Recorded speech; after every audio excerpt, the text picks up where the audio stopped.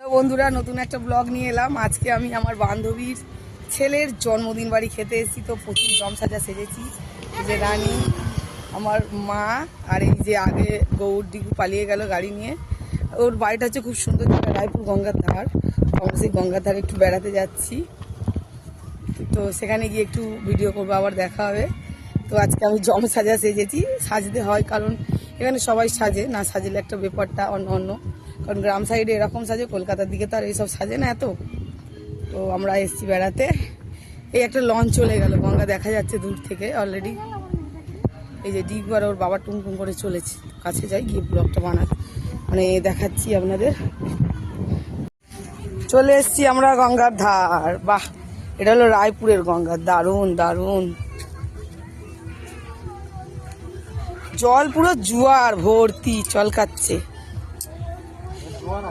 জোয়ার আছে অনেক, মোটামুটি জোয়ার আসছে। সিঁড়ির পুরো ধাপ উঠে গেছে। মাম্পু কোথায় করেছিস পটি, এত গন্ধ? কে চান করবে? মা কোথায় চলে গেল? মা সেখানে, সেটাই ভিডিও করে ফেললাম।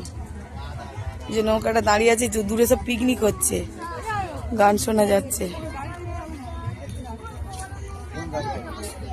খুব সুন্দর লোকেশন, মানে গঙ্গার পর মানে বিশাল ব্যাপার, দারুণ।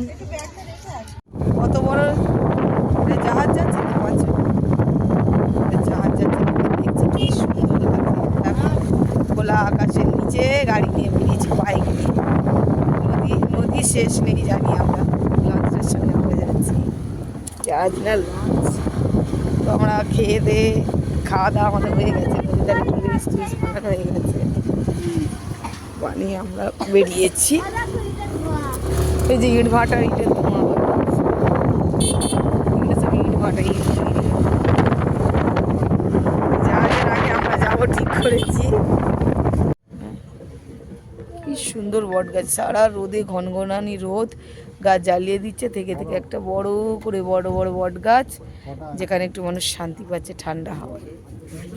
এই যে দুপুরের রোদে শুয়ে আছে গঙ্গাধারের মানুষজন, ভালো লাগছে দেখতে।